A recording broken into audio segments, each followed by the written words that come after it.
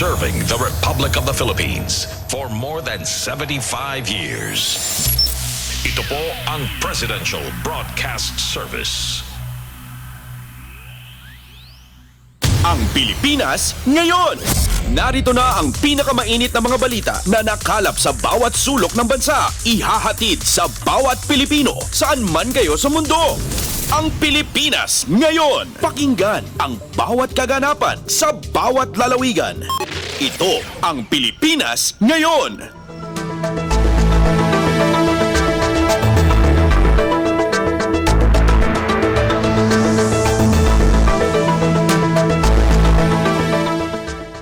Magandang araw po sa ating mga tagapakinig. Welcome po ulit sa ating programang Ang Pilipinas Ngayon. Sa ngalan ni Ven Blones, ito po si Steph Vicente. Samahan niyo po ako sa kabuuan ng ating palatuntunan.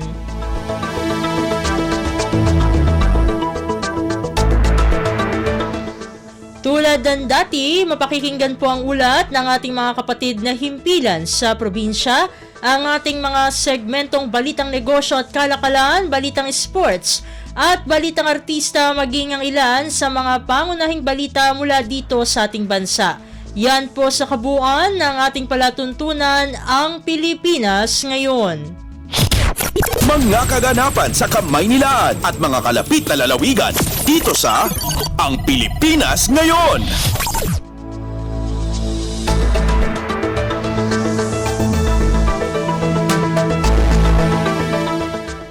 Sa mahahalagang balita, hindi natutuloy si Pangulong Ferdinand R. Marcos Jr. sa kanyang pagpunta sa Dubai, United Arab Emirates upang dumalo sana sa 2023 United Nations Climate Change Conference na mas kilala bilang COP28. Ito ay dahil nais ng Pangulo na tutukan ang sitwasyon kaugnay ng hostage situation sa Red Sea kung saan kabilang ang 17 Pinoy seafarers. Ngayong Huwebes ay inasahang pangungunahan ni Pangulong Marcos ang isang pulong na may layong makapagbigay ng tulong sa mga naturang seafarer.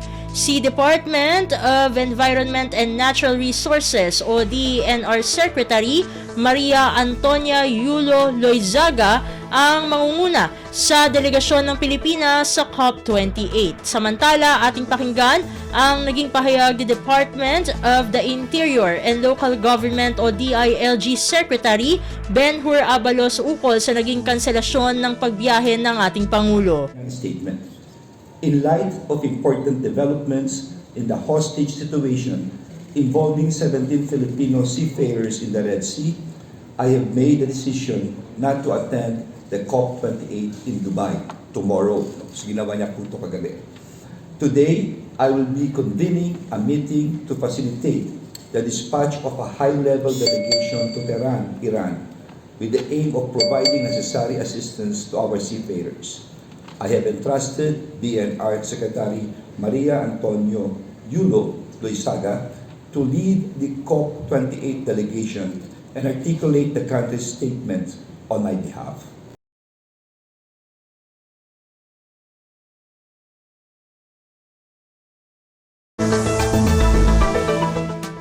Si Department of the Interior and Local Government o DILG Secretary Ben-Hur Abalos. Kumpleto, detalyadong balitaan, di papahuli sa mahahalagang kaganapan. Kamustahin ang inang bayan, ang Pilipinas ngayon.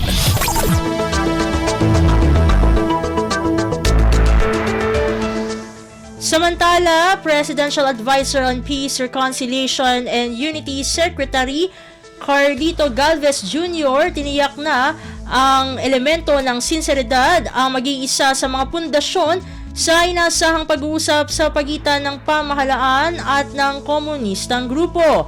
Ang detalye ng balita ihahatid sa atin ni Alvin Baltazar.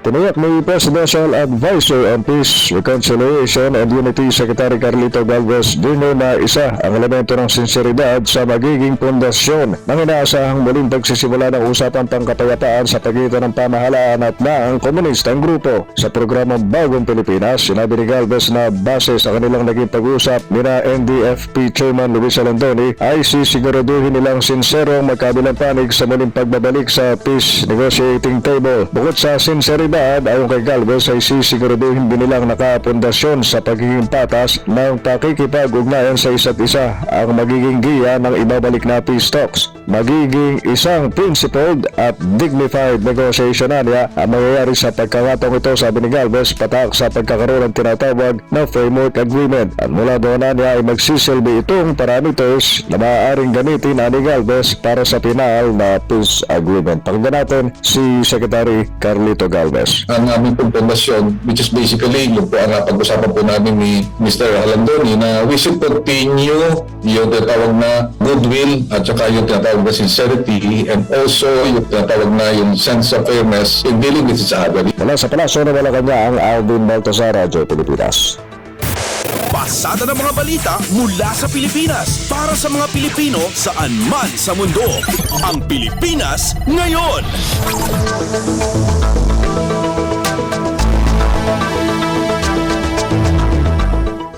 Sa iba pang mga balita, Pangulong Ferdinand R. Marcos Jr. muling nagpahayag ng suporta sa scientificong pamamaraan para sa sektor ng agrikultura. Ang kabuuang ulat, ihahatid naman sa atin ni Raquel Bayan. Muling nagpahayag ng buong suporta si Pangulong Ferdinand R. Marcos Jr. sa siyentipikong pamamaraan ng modernisasyon o science-based approach para sa sektor ng agrikultura at pagsasama ng bagong teknolohiya sa araw-araw na gawain ng mga magsasaka. Alinsunod pa rin ito sa isinusulong na food security ng Marcos administration.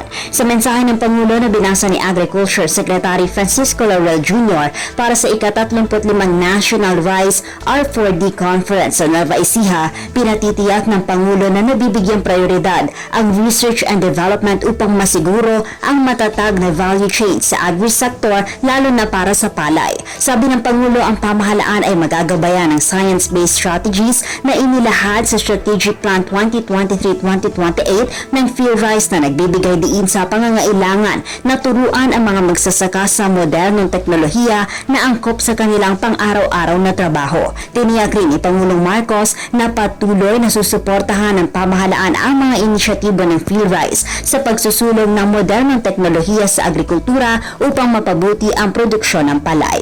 Mula sa Malacanang, ito si Raquel Bayan para sa Radyo Pilipinas. Kumpleto, detalyadong balitaan, di papahuli sa mahahalagang kaganapan. Kamustahin ang inang bayan, ang Pilipinas ngayon.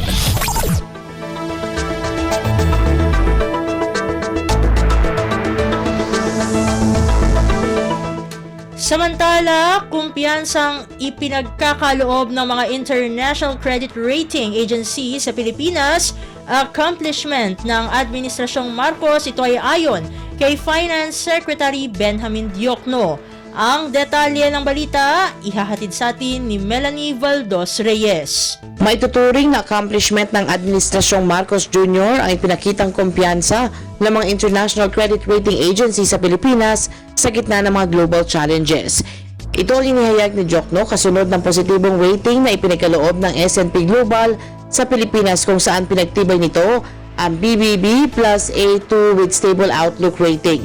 Ayon kay Diokno, dahil sa positibong outlook na ito, patuloy na isusulong ng gobyerno ang Road to A sa ilalim ng pamumuno ni Pangulong Ferdinand Marcos Jr. Anya, ipatutupad ng pamahalaan ang kinakailangang polisiya at hakbang upang matiyak ang economic growth, mas matatag sa moderate growth forecast ng S&P Global. Di ng kalihim kayang makamit ng bansa ang 6.5% to 8% growth mula 2024 hanggang 2028 kumpara sa pagtaya ng S&P Global na 5.9% to 6.4% na paglago hanggang 2026. Paliwanag ng Finance Chief, epektibo ang mga bagong batas at prudent fiscal policies para paghusayin ang expenditures at fiscal deficits. Patuloy naman na imomonitor ng economic managers ang pagpapatupad ng reforma upang palakasin ang investment at makamit ang growth target ng bansa. Melanie Valdos Reyes para sa Radyo Pilipinas. Pasada ng mga balita mula sa Pilipinas para sa mga Pilipino saan man sa mundo. Ang Pilipinas ngayon.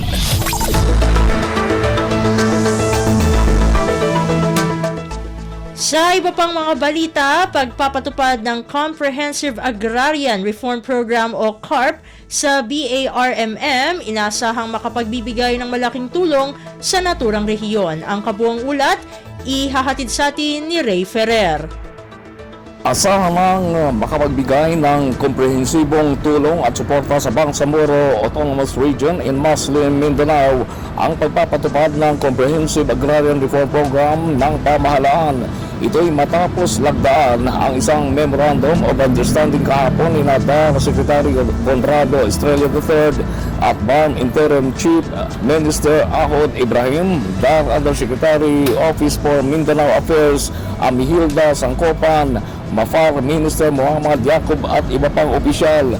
May papatupad ang programa sa loob ng Bangsamoro Region sa pamamagitan ng epektibong koordinasyon at pagtutulungan. Ginagarantihan din nito ang kapayapaan at ang proteksyon ng mga karapatan ng empowerment ng Bangsamoro people. Naikayat ng DA ang BARM na isailalim sa reformang agraryo na maituturing na isang makasaysayan. May sa katuparan ang magandang adhikaing ito dahil na rin sa inisyatiba ni DAR Yusek Sangkupan. Ito sa Ray Ferrer, Radyo Pilipinas.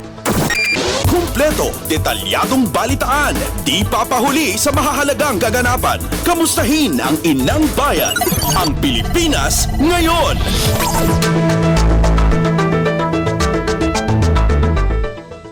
Samantala, palugit na December 31 para sa industry consolidation, hindi na iuurong pa ng Land Transportation Franchising and Regulatory Board o LTFRB. Ang detalye ng balita, ihahatid sa atin ni Mary Ann Bastasa. Muling iginiit ng Land Transportation Franchising and Regulatory Board o LTFRB na walang pagbabago sa ibinigay na palugit ng pamahalaan na December 31 para sa industry consolidation sa ilalim ng POV Modernization Program. Tumutukoy ito sa pagsasama-sama ng mga tsuper o operator sa isang kooperatiba o korporasyon. Tugon ito ng LTFRB sa gitna ng pagbabanta muli ng ilang grupo ng transportasyon sa pagkakasa ng malawakang tigil pasada dahil sa POV Modernization Program. Ayon kay LTFRB Chair Teofilo Galdis, hindi sila magpapadikta sa mga nagbabantang transport group. Muli dito ipinuto na ginagawa na nila ang lahat para maging simple at madali ang proseso ng consolidation sa mga jeepney operator at driver. Wala rin anyang mawawalan pang kabuhayan dahil hindi sapilitan ang pagmodernisa ng jeepney. Una nang nagpaalala ang LTFRB na mapapatawan ng karampatang parusa ang mga individual na nakilahok sa pamiminsala sa mga pampublikong sasakyan at nagdulot ng krisis sa transportasyon. Ito si Mary Ann Bastasa para sa Radyo Pilipinas. Pasada ng mga balita mula sa Pilipinas para sa mga Pilipino saan man sa mundo. Ang Pilipinas ngayon.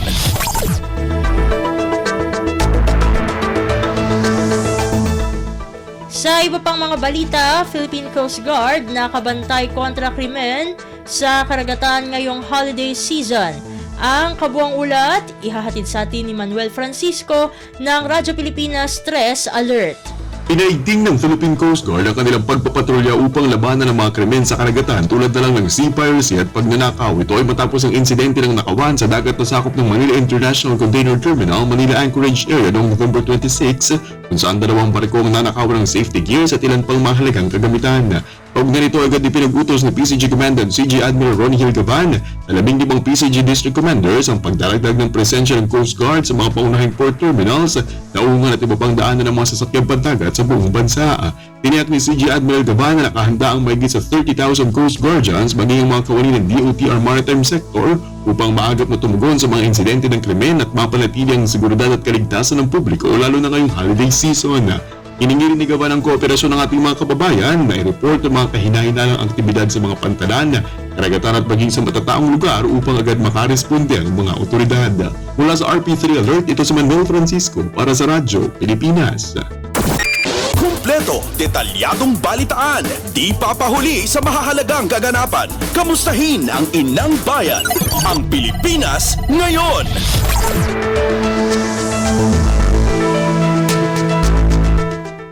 Sa balitang Senado, pagbabawal ng paggamit ng contingent fund bilang dagdag sa Confidential and Intelligence Fund o CIF ng isang ahensya ng pamahalaan, inaprubahan ng Senado. Ang detalye ng balita, ihahatid sa atin ni Nympha Asuncion. Tinanggap ng Senado ang panukala ni Senadora Risa Ontiveros na huwag payagan ang paggamit ng contingent fund para dagdagan ang Confidential and Intelligence Fund ng ilang ahensya ng gobyerno. Kinumpirma ni Senate Committee on Finance Chairman Sammy Angara na kabilang ito sa mga amyenda sa pinal na bersyon ng mataas na kapulungan ng panukalang 2024 National Budget. Nakasaad ang panukalang ito sa isang special provision ng contingent fund. Bukod sa pagdurugdag sa CIF, ay pinanukala rin ni Ontiveros na huwag gamitin ang contingent fund na pambili ng mga sasakyan. Samantala, hindi naman naginalaw ng Senado ang 4.5 billion pesos na Confidential Intelligence Fund o CIF ng Office of the President. Ayon naman yan kay Senate Minority Leader Coco Pimentel. Aminado naman ang Minority Leader na hindi na niya ito ikinagulat kahit pa siya mismo ang nagpanukala nito. Mamayang alas 10 ng umaga ay gagawin na ang Bicameral Conference Committee meeting para mapagkasundo ang magkaibang bersyon ng Senado at Kamara ng panukalang 2024 National Budget. Mula Senado, ito si Nympha Asuncion para sa Radyo Pilipinas. Pasada ng mga balita mula sa Pilipinas para sa mga Pilipino saan man sa mundo. Ang Pilipinas ngayon.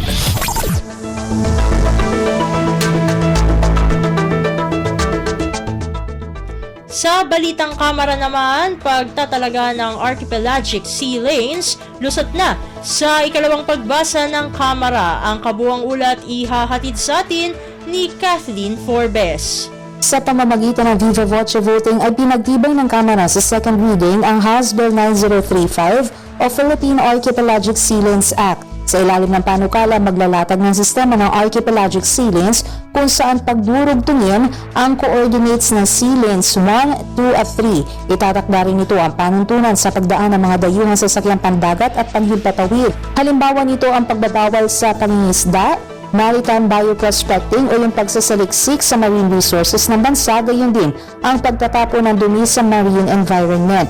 Magbibigay din ni House Committee on Foreign Affairs Chair Maria Rachel Arenas, sponsor ng panukala. Magsisilbi itong sandata ng Pilipinas laban sa mga bansang hinahamon ang ating soberanya. Maliban dito, magsisilbi rin anya itong proteksyon sa ating mga yamang dagat at marine biodiversity. Ito si Kathleen Forbes para sa Radyo Pilipinas. Kumpleto, detalyadong balitaan, di papahuli sa mahahalagang kaganapan. Kamustahin ang inang bayan, ang Pilipinas ngayon.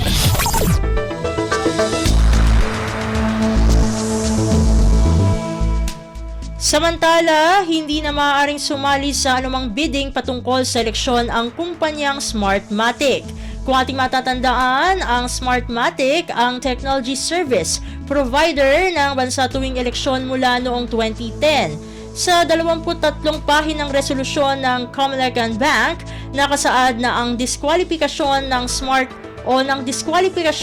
sa Smartmatic ay may kinalaman sa questionableng integridad nito na maaaring makaapekto sa electoral process sa bansa. May kaugnayan ito sa kinahaharap na kaso ni dating Comelec Chairperson Andres Bautista sa Estados Unidos sa issue ng panunuhol umano ng Smartmatic. Nakasaad sa resolusyon ng Comelec na public knowledge ito at maaaring magdulot ng espekulasyon at kawalang tiwala sa proseso ng halalan. Iginiit ni Comelec Commissioner Amy Ferolino na dapat mabigyan muna ng pagkakataon ang Smartmatic na sagutin ang issue. Ipinaubayan naman ng NBank sa Special Bids and Award Committee ang pag-blacklist sa Smartmatic sa lahat ng procurement process. Muli naman nanindigan ng Comelec na walang irregularidad na ginanap o na naganap sa May 2022 elections. Pasada ng mga balita mula sa Pilipinas para sa mga Pilipino saan man sa mundo. Ang Pilipinas ngayon.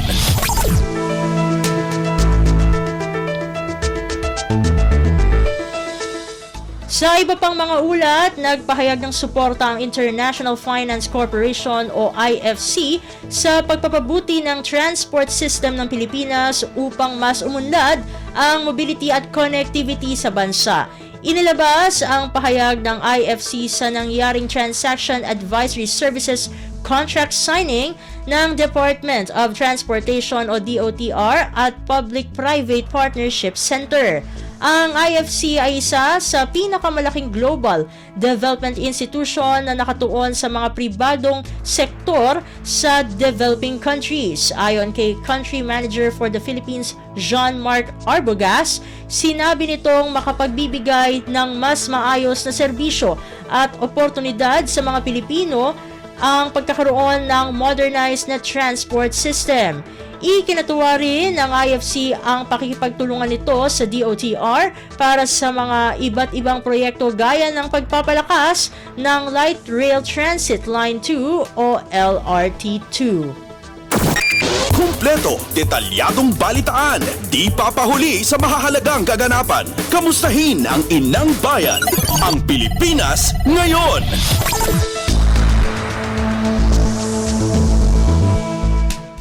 Samantala, muling nanindigan si Solicitor General Menardo Guevara na wala ng jurisdiksyon ang International Criminal Court o ICC upang magsagawa pa ng investigasyon kaugnay sa ipinatupad na drug war ng nakaraang administrasyon. Kaugnay ito sa pagtalakay ng House Committees on Justice at Human Rights sa 3 resolusyon na nananawagan para sa mga ahensya ng pamahalaan na makipagtulungan sa isasagawang investigasyon ng ICC. Punto ni Guevara, bagamat may desisyon na aniya ang Korte Suprema na sakop o may jurisdiksyon pa rin ang ICC sa mga krimen na naganap bago maging epektibo ang withdrawal o pagtiwalag ng Pilipinas sa Rome Statute noong March 17, 2019 para ma-exercise o maipatupad ang jurisdiksyong ito ay kailangan na miyembro pa rin ng ICC ang Pilipinas. Magkagayunman, ang exercise of jurisdiction ay na-trigger lamang aniya nang maghain ang ICC prosecutor ng request sa ICC pre-trial chamber na maimbestigahan ng Pilipinas noon lamang May 2021 at naaprubahan noong September 2021. 2 taon na ang lumipas mula sa pagiging epektibo ng pagkalas ng Pilipinas sa pagiging miyembro ng ICC. Sa panig naman ng Department of Justice o DOJ, sinabi ni Prosecutor Hazel Decena Valdez, bagamat iginagalang ng ahensya ang sense of the House sa paghahain ng naturang mga resolusyon ay kaisa sila sa posisyon ng Solicitor General. Dagdag pa nito, patuloy ang isinasagawang investigasyon ng DOJ sa mga pagkasawi na may kaugnayan sa drug-related operations. Aniya, ayaw ni Justice Secretary Jesus Crispin Remulla na maalala ang Pilipinas bilang isang pamahalaan na walang ginawa kaugnay sa naturang mga insidente. Pasada ng mga balita mula sa Pilipinas para sa mga Pilipino saan man sa mundo. Ang Pilipinas ngayon.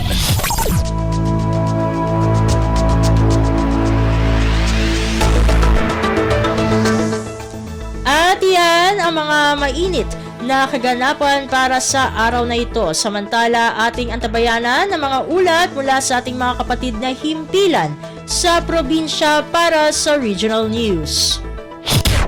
Balita mula sa lalawigan sa bawat rehiyon ng ating bayan. Dito sa Ang Pilipinas Ngayon.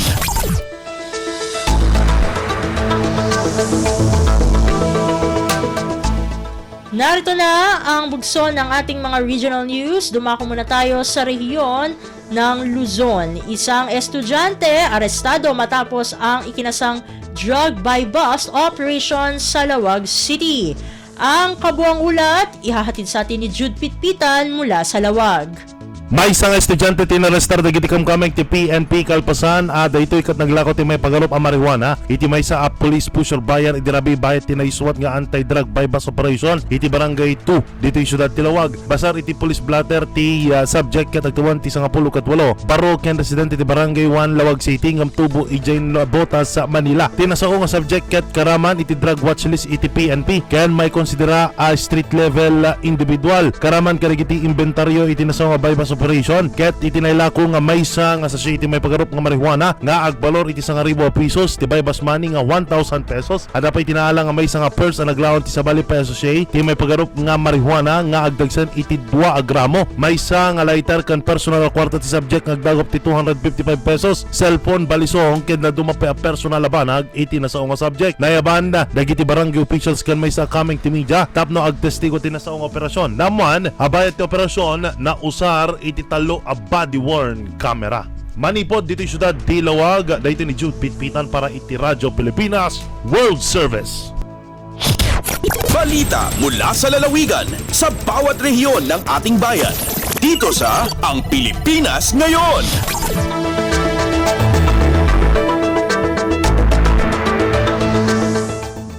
Inyong napakinggan ang ulat ni Jude Pitpitan mula sa Lawag. Dumako naman tayo sa Agoo. Noche Buena Diskwento Caravan sa iba't ibang bahagi ng La Union patuloy na dinalagsa ng mga mamimili. Ang detalye ng balita ihahatid sa atin ni Glenda Sarak. Agtutuloy adaydayon dagiti shoppers wenno aggatang dagiti Noche Buena Diskwento Caravan nga inlukat ti Department of Trade and Industry wenno DTI iti nagduduma apasat ti La Union. Sigon iti DTI La Union manipod ng rugi dagiti Diskwento Caravan iti Nobyembre 23 ket agtutuloy adaydayon dagitoy dagiti aggatang. Magatang kadagiti Diskwento Caravan dagiti Noche Buena products, bundled goods ken Christmas baskets para iti holiday season iti nababa a presyo. Kabinadang ti DTI La Union iti Diskwento Caravan dagiti kang Runana Supermarket iti San Fernando City kastamutan kadagiti ili tinagilian Agoo Baknotan ken Aringay. Tarigagay iti Diskwento Caravan ang makagatang dagiti umili iti di kalidad ngem discounted a produkto para iti naragsak a panag Noche Buena. Manipod RP Agoo Glenda Bakungan Sarap para iti Radyo Pilipinas World Service. Balita mula sa lalawigan sa bawat rehiyon ng ating bayan. Dito sa Ang Pilipinas Ngayon.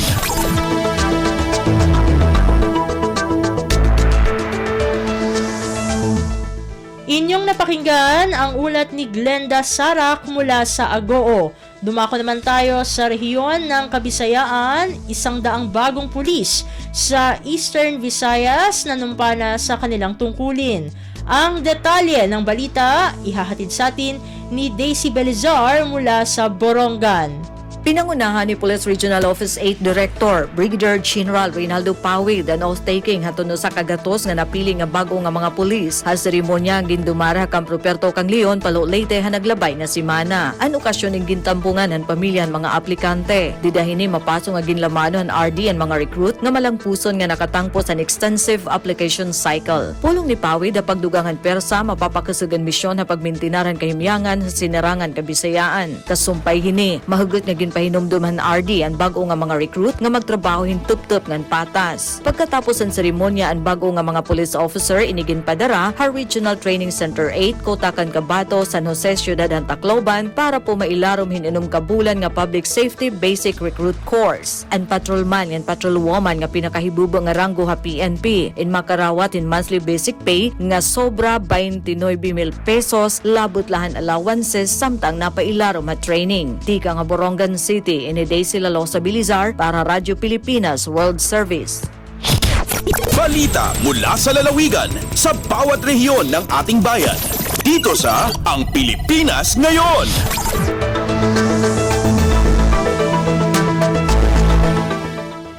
Inyong napakinggan ang ulat ni Daisy Belizar mula sa Borongan. Pumunta naman tayo sa Sogod. Iniwang pinsala ng shear line sa agrikultura sa Eastern Visayas umabot na sa mahigit 104.9 million pesos. Ang kabuang ulat ihahatid sa atin ni Aljon Malot.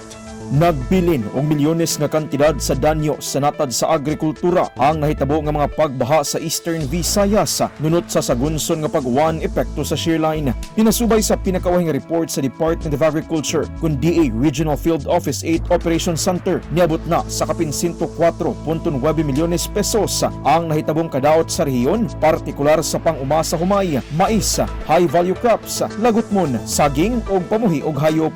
Apektado niini ang 2,751 ka hektarya sa pang-uma ug 8,941 ka hayop nga gipanag-iyahan sa 4,571 ka mag-uuma. Nag-una sa mga probinsya nga labing naapektuhan ang Northern Samar, di niabot sa kapin 99.9 milyones ang gibilin nga kadaot.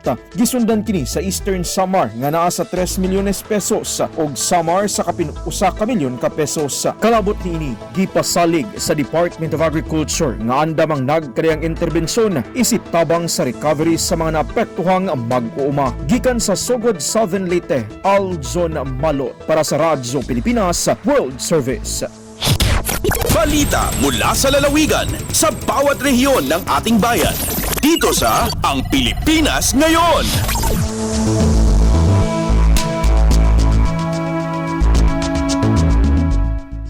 Inyong napakinggan ang ulat ni Aljon Malot mula sa Sogod. Dumako naman tayo sa rehiyon ng Mindanao. 2 o 300 na bagong recruits na numpanab sa kanilang tungkulin bilang mga miyembro ng Philippine National Police o PNP. Ang detalye ng balita ihatid sa atin ni Romy Kapinpuyan mula sa Cagayan de Oro.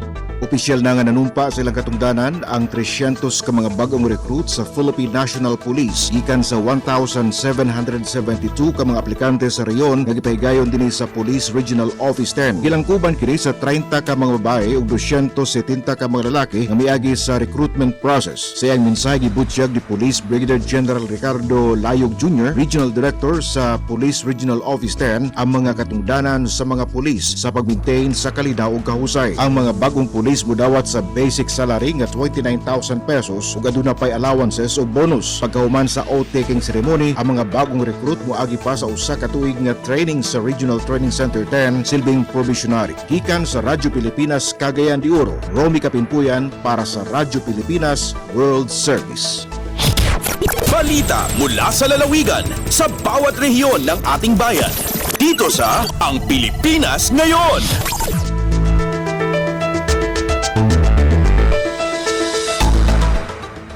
Inyong napakinggan ang ulat ni Romy Kapinpuyan mula sa Cagayan de Oro. Dito na natatapos ang ating regional news. Narito naman ang ating segmentong Balitang Negosyo at Kalakalan na ihahatid sa atin ni Bea Gaza. Lagay ng ekonomiya, kalakalan, negosyo at iba pa. Atin ang alamin dito sa Ang Pilipinas Ngayon.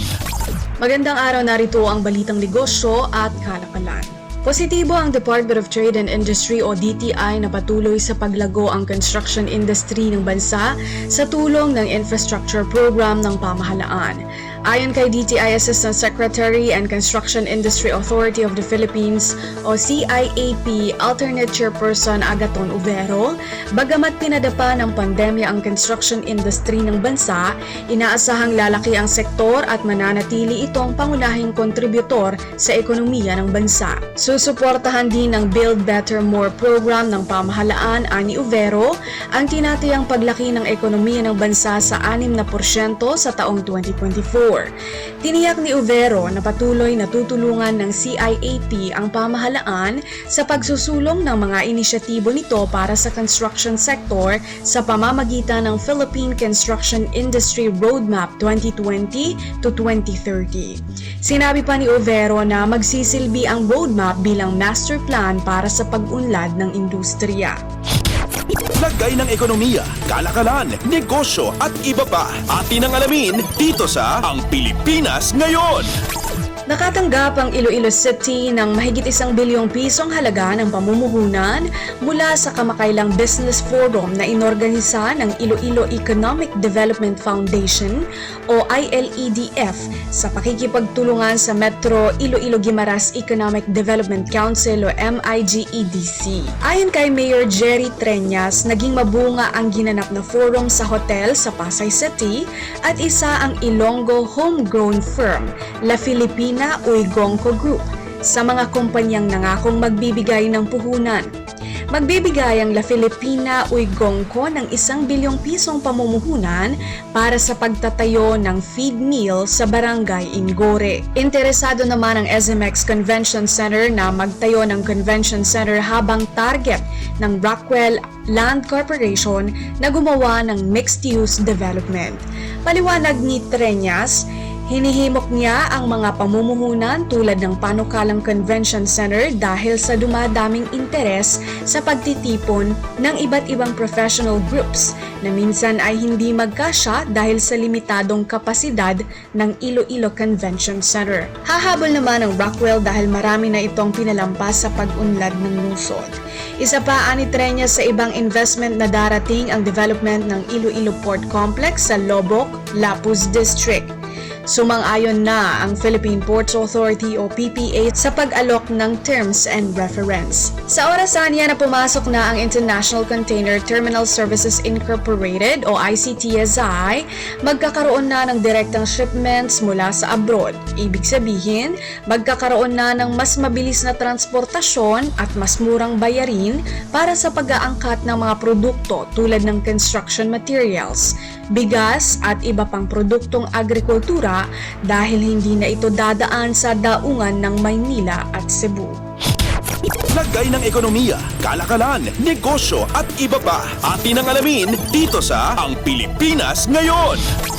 Nangako ang AirAsia Philippines, ang pinakaabot kayang airline ng Asia, na pananatilihin itong mababa ang presyo ng mga tiket para sa mga magbabakasyon ngayong Kapaskuhan.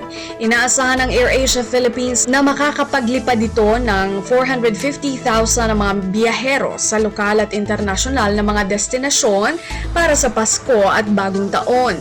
Mahalaga ang pagpapanatiling abot kaya ng mga tiket lalo na at maraming nagpaplanong bumiyahe sa unang kwarter ng 2024. Ayon kay AirAsia Country Head for Communications and Public Affairs First Officer Steve Dailisan, nais nilang mabigyan ng murang tiket ang kanilang mga customer habang ginagawa pa ring prioridad ang on-time performance at kaligtasan. Nagpaalala naman ang AirAsia Philippines sa mga babiyahe na maagang i-book ang kanilang flights at scheduled travel time bago ang holiday rush upang makaiwas sa dagsa ng mga tao. Noong nakaraang taon sa panahon ng Kapaskuhan, nakapagtala ang Manila International Airport Authority o MIAA ng 125,000 daily passenger arrival at departure. Samantala, nakapagtala naman ang Bureau of Immigration o BI ng 32,000 arrivals sa bisperas ng Pasko. Lagay ng ekonomiya, kalakalan, negosyo at iba pa. Atin ang alamin dito sa Ang Pilipinas Ngayon. At yan ang ating balitang negosyo at kalakalan, ito sa Bea Gaza para sa Radyo Pilipinas World Service. Lagay ng ekonomiya, kalakalan, negosyo at iba pa. Atin ang alamin dito sa Ang Pilipinas Ngayon.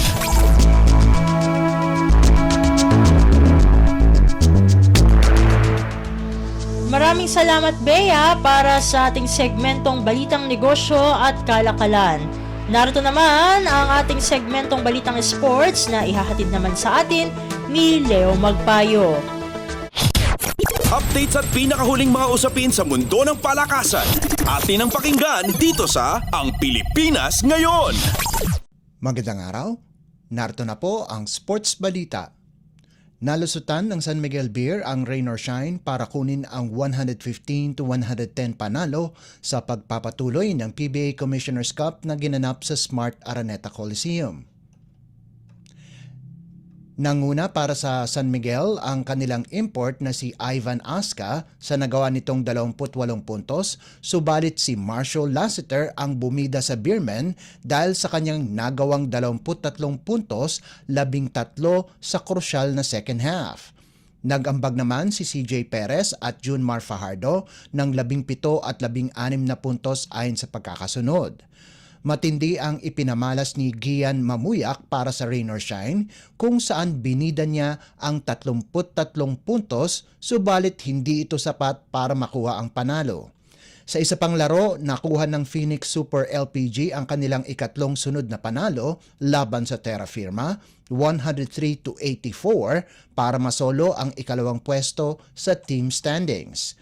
Nagpakawala ng 29 na puntos at 13 rebounds si import Jonathan Williams kasama pa ang 4 na assist, isang steal at isang tapal para mapaganda ang record ng Fuel Masters sa 4-1. Nakatulong ni Williams sina RJ Jasul at Jason Perkins na may 13 at 11 puntos ayon sa pagkakasunod habang may tig 10 puntos ang naiambag nina Tyler Tio at rookie Richie Rivero. Kumamada ng 18 puntos at 14 na rebounds si Thomas Day-Thay habang may 10 puntos, 3 rebounds at 3 assists si Wami Chongson para sa Jeep. Updates at pinakahuling mga usapin sa mundo ng palakasan. Atin ang pakinggan dito sa Ang Pilipinas Ngayon. Isang panalo na lamang at mapapasakamay na ng University of the Philippines ang korona ng UAAP Season 86 Men's Basketball Championship. Ito ay pagkatapos dominahin ng Fighting Maroons ang De La Salle University 97-67 sa larong ginanap sa Mall of Asia Arena sa Pasay City. Naging bayani para sa UP si Harold Alarcon sa nagawa nitong 21 puntos kasama pa ang 2 rebounds at 2 assists. Nakakuha naman ng tulong si Alarcon kina Francis Lopez na nagtapos ng may double-double, 15 markers at 11 boards habang nagambag sina JD Kagulangan at Jerry Abadiano sa nagawang 11 at 10 puntos ayon sa pagkakasunod. Si Michael Phillips naman ang nanguna para sa Green Archers sa natipon nitong 19 na puntos at 9 na rebounds habang ang most valuable player na si Kevin Kiambao ay nagtapos ng may 11 markers, 6 na boards at 3 assists. Susubukang kunin na mismo ng Maroons ang corona laban sa DLSU itong darating na linggo na gaganapin naman sa Smart Araneta Coliseum. Updates at pinakahuling mga usapin sa mundo ng palakasan. Atin ang pakinggan dito sa Ang Pilipinas Ngayon. Layunin ng defending champions Creamline Coal Smashers na mapanatiling malinis ang kanilang record sa pagpapatuloy ng Premier Volleyball League o PVL Second All-Filipino Conference na gaganapin sa PhilSports Arena sa Pasig City. Mga kalaban ng Coal Smashers ang Akari Chargers ngayong Huwebes ng hapon pagkatapos ng tapatan ng Galleries at Girl Floor.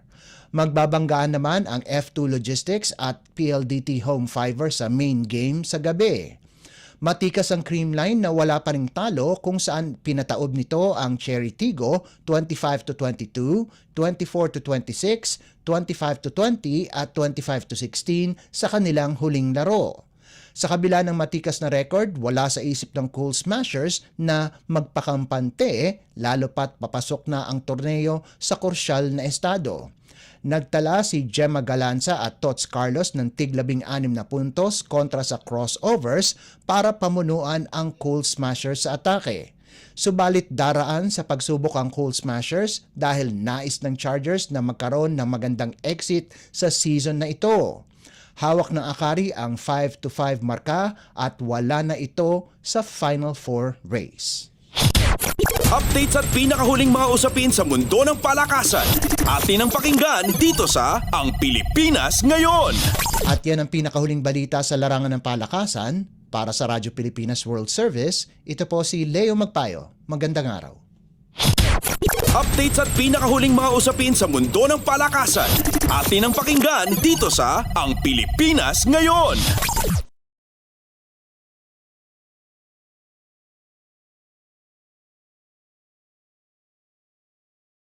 salamat Leo para sa ating segmentong Balitang Sports. Samantala, narito na ang mga latest chika sa ating segmentong Balitang Artista kasama ang nag-iisang si Mama JT. Ang latest, ang hottest sa showbiz and entertainment. Heto na sa Ang Pilipinas Ngayon.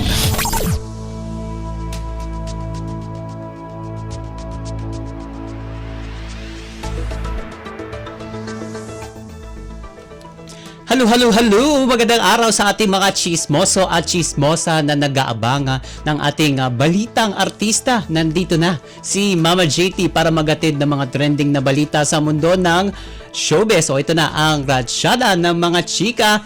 Ito, hindi man makapagbigay ng timeline sa ngayon si Raver Cruz kung kailan mauuwi sa kasalan ang kanilang relasyon nila ni Julian San Jose. Tiniyak naman ng kapuso actor na nakikita na niya sa kasintahan ang babaeng gusto niyang makasama habang buhay. Ang pahayag ni Raver dyan, o ang paunang pahayag ni Raver, quote and quote, mahirap magbitaw ng salita. Pero malapit na kasi hindi na tayo bumabata. And wala siyang timetable, but definitely I want my own family. At kung gusto nyong marinig, yes, I will marry Julian San Jose. O diba, parang may something commitment na kay Raver na pakasalan na itong si Julian. And para kay Raver mahirap man daw sabihin yon, ay alam raw ng Diyos at ni Julian ang intention nitong pakasalan ang singer. And nang usisain kung kailan niya balak mag-propose kay Julian. Sabi ni Raver, quote unquote, nakakatawa man yung question na ganyan, mahirap talagang sagutin na diretso kung kailan mag-propose. Syempre, pag hindi mo naman nasagot ng tama, maraming masasabi ang mga tao. Correct tayo dyan. And sabay diin ng ni Raver, quote unquote, I just know deep in my heart na si Julian na siya na talaga. O diba? Parang siya na daw ang the one ni Raver. And ini-enjoy din namin yung relationship namin now. And when the right time comes, malalaman ko in God's time. I respect her family so much. I respect her so much. O, diba? Siya na talaga ang the one. And samantala, ibinahagi ni Raver ang kanyang ideal wedding. Quote and quote, simple lang ako, gusto ko church wedding pa rin. Kami as a family, every Sunday, nagsisimba kami. Hindi na lang kami masyadong sama-sama ngayon dahil kami na lang tatlong magkakapatid. Yung brother naming nasa isa na nasa Cebu na, si Rojo na nasa North na. Pero pag may time na magkakasama kami, like nandun ako kay Rojun, nakakapagsimba kami na magkakasama. And ito mga kachismis, ang nakatatandang kapatid na si Rojun ay ikinasal din sa TV host at actress na si Diane Medina. And ito yung gustong tularan ni Raver kapag siya naman ang bumuo ng sarili niyang pamilya. Quote and quote, sabi pa rin ni Raver, actually hindi na niya kailangang mag-advise kasi si Rojun na ang pinaka-perfect role model for me. And mas swerte ako na may kuya ako na kagaya niya na family man. He loves his family so much. And si Joaquin, sobrang cute. Yun yung anak ni Rojun. And kapag merong kuya ka na nakasuporta sa'yo all the way, magiging maayos ang buhay mo. And ito inisa-isa din ni Raver ang mga dahilan kung bakit meant to be sila ni Julian. And sabi niya quote and quote, everything nag-jive kami sa lahat from music, mga hilig namin. Makikita nyo naman sa TikTok yon. Tapos, parehas kaming makapamilya, God-fearing, masayahing tao. Talagang pasok kami sa lahat. O di ba parang perfect combination ika nga sa isang kanta. And kapwa na nakaranas ng breakup itong sina Raver at Julie bago sila nagkaroon ng relasyon. And ang huli nito kay Raver ay si Janine Gutierrez. Samantalang si Julia naman ay kay Benjamin Alves. And natanong din si Raver kung ano ang kanyang natutunan sa huli niyang relasyon na in-apply niya sa ngayon o sa ngayong relasyon nila ni Juliana. Sabi ni Raver, quote unquote, parang hindi naman iisipin kung ano ang mga past experiences mo. Ako kasi, pag mahal ko ang isang tao, o isang tao, mahal ko. Siguro yung pinaka the best thing is to put God in the center of the relationship and everything will be okay. And ito sa nalalapit na Kapaskuhan ay masayang ibinahagi naman ni Raver na they are together na sila ni Julian sa araw na iyon. Quote and quote, yes, bibisita ako sa kanya sa family niya kay Rojun kasi mga taga North naman sila. Magkakalapit sila ni Rojun, so mas madali. O di ba parang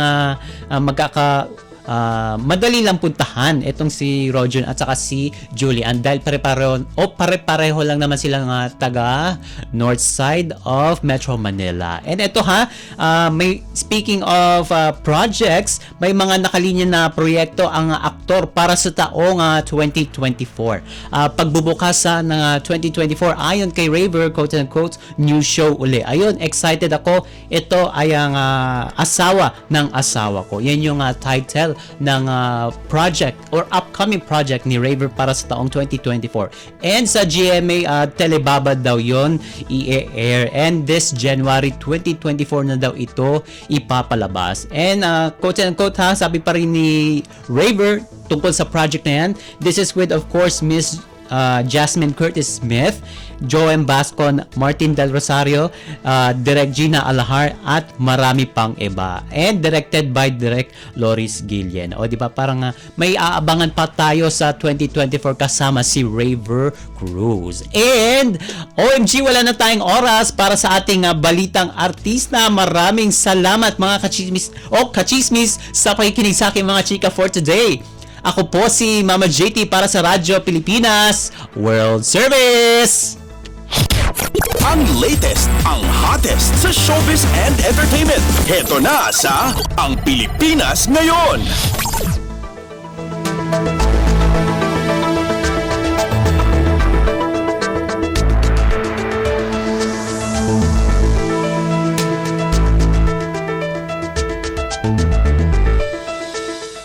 At yan po ang kabuuan ng ating programa para sa araw na ito. Samantala, magpapasalamat muna tayo sa ating mga nakasama sa ating transmitter site sa Tinang sa studio.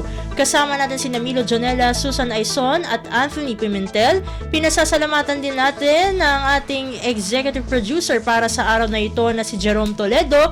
Salamat din sa mga naghatid ng mga ulat mula sa Kamaynilaan at mga probinsya, pati na rin ang naghatid sa atin ng ating segmentong Balitang Negosyo at Kalakalan na si Bea Gaza at ng segmentong Balitang Sports na si Leo Magpayo. Pinasasalamatan din natin ang naghatid sa atin ng ating segmentong Balitang Artista na si Mama JT. At syempre, maraming salamat sa ating station manager na si Mr. Ray Sampang. Maraming salamat po hanggang sa susunod na edisyon ng ating palatuntunan. Huwag kalimutang mag-like, mag-follow at mag-subscribe na sa mga social media account o page ng Radyo Pilipinas World Service upang maging laging updated sa mga mahahalagang balita. Sa ngalan ni Ven Blones, ito po si Steph Vicente. Mabuhay po tayong mga Pilipino. At yan ang Pilipinas Ngayon. Muling samahan si Ven Blones sa parehong oras at alamin ang pinakahuling mga kaganapan at balita saan man kayo naroon. Ang Pilipinas Ngayon!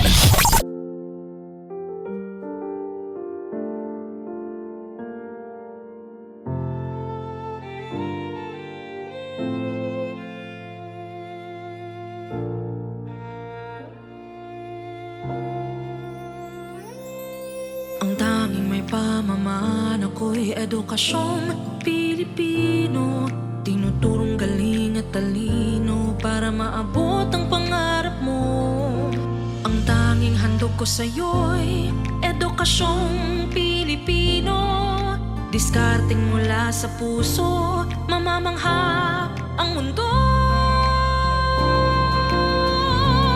Matatag na mga guro, matatag sa mga pagsubok, matatag na mga mag-aaral, matatag na talino'y umiiral. Hinaharap ang hirap, walang takot sumugod, humahanap ng solusyon, ipaglaban ang edukasyon. Kabataang Pilipino, Muslim